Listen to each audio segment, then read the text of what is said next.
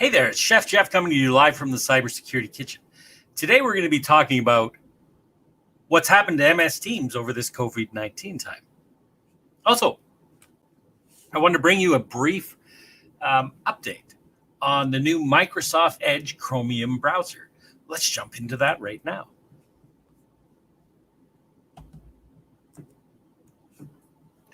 So the new Edge Chromium user reduces memory and CPU usage with a new feature they call sleeping tab mode. So in the sleeping tab mode, it releases up to 26% of memory and up to 29% of CPU utilization. Now, it doesn't unload the page. So when you click on the page, it just brings the information back to active usage and into memory and CPU utilization. So it brings all of the features of your favorite Chrome-based browser, and it enhances performance. I don't know about you, but I've been feeling a little bit of the sluggishness from the multiple tabs that I have open in my Chrome browser for research that I've been doing lately. So today we're going to talk about Microsoft Teams. So this is not your pre-COVID-19 Microsoft Teams. Microsoft has been working diligently and has released a number of major updates. Let's kind of go over a few of them. The photo you see here is the Microsoft Teams. On the bottom here is the auditorium mode. So it does using AI, it does a outline and pulls your head in and puts you in an auditorium mode. So it can display more users. You get that separate video window. So the ability to have if you're a multi-monitor user like I am and like many people are, 2, 3, or 4 monitors, it's the ability to expand your video window onto another desktop and keep your focus on your Microsoft Teams space. Your gallery view now is up to 49 participants. So that's a big improvement over what we saw last spring, 4 users, then 6 users, and it slowly got better, painfully slow. But this September release is pretty amazing. I also wanted to talk about, the virtual auditorium view. So you need to have at least 11 participants into a meeting to get the auditorium view. Highlight a speaker. So when someone is speaking, if you kind of want to pin them, you can highlight the speaker so that that person stays in focus while there's conversation going on. Perfect for presenters, teachers, the likes of that. Raise hand. So when you need to speak, it puts a raised hand on your video window so that the presenter can call you to interact with. Also show the reactions on screen. So like your emojis. So if you like the comments of what you're hearing, you can make your reactions and they'll show up in your video window. Real-time meeting transcription. This is really cool. So it's that while the meeting is going on, you can have the meeting transcribed. Not only is it a great feature for being able to look at the transcription, the notes later, but it's also great for people who are hearing challenged. So I think it's a great feature, and it also gives you speaker attributes for the transcription. So it attributes the transcription to the actual speaker. It's great for notes and transcript of meetings. Meeting highlights. So after the meeting is over, it gives you the resources and information in a highlight mode.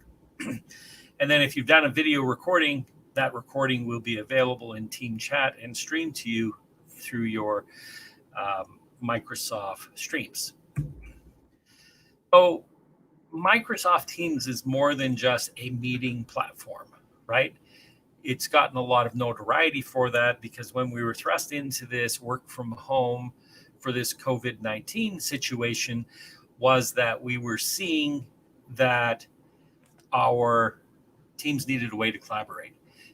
It was pretty awkward and pretty frustrating in the spring for those using Microsoft Teams first out of the gate, compares to the simplicity of Zoom.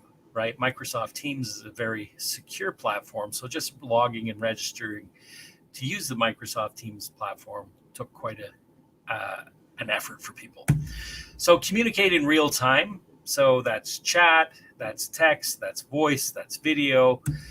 Collaborate on files in real time. It's the ability to open up an Excel spreadsheet in a shared Microsoft team channel and collaborate on that file in real time. You can invite external guests to your channel to collaborate. So Microsoft Teams is powerful in that way. And you can share specific files for specific channels. That keeps your security in place. Also, you get to control where information exists. Unlike if you email a file out, you lose control over that. Well, there is some digital rights management and other things that you can do to enforce that. But just to keep it simple, Microsoft Teams gives you a way to control that much easier. And also you can implement additional controls to control who can do what with that information.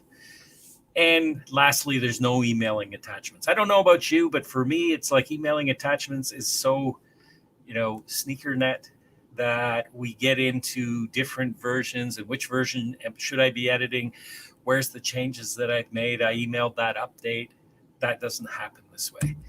So this brings me to this other point. I just want to compare a basic Zoom subscription to a basic Microsoft 365 subscription. Zoom for Business and Microsoft 365 Basic for Business. So the Zoom for Business is about $20 per user per month Canadian. It's got some cool things. It's a great meeting platform. You can have up to 100 users in your meeting. We know it performs well. We know the voice and everything is rock solid. It gives you toll-based dial-in, and it also gives you the ability to stream to social media sites. I think that's really powerful, and it's a great tool. Now let's look at Microsoft 365. You can get a basic Microsoft 365 account for $6 per user per month. That means you're getting almost 4 basic users for the equivalent of 1 Zoom subscription. You get that great meeting platform experience, and it includes the Microsoft 365 Business Suite. It gives you the web applications of your favorite Word, Excel, PowerPoint. It gives you your OneDrive for business with 1 terabyte of storage. It gives you your SharePoint. It gives you Microsoft Teams. That's and more and more and more and more. So there's a lot of power looking into Microsoft 365. Zoom's a great meeting platform. But if you're looking for a collaboration platform, and if you're looking for a platform to build your business on, you need to really seriously consider Microsoft 365. So that's what I had to present today. I know there was, I went through a lot of information and I tried to power through it to keep it as brief as possible, but here I am at that 9-minute mark again. So my name is Jeff Brody, and I'm the founding partner of Code Fusion Communications, located here in the Greater Toronto area, serving companies across the GTA, across Canada, and around the globe, helping companies stay safe and secure and productive.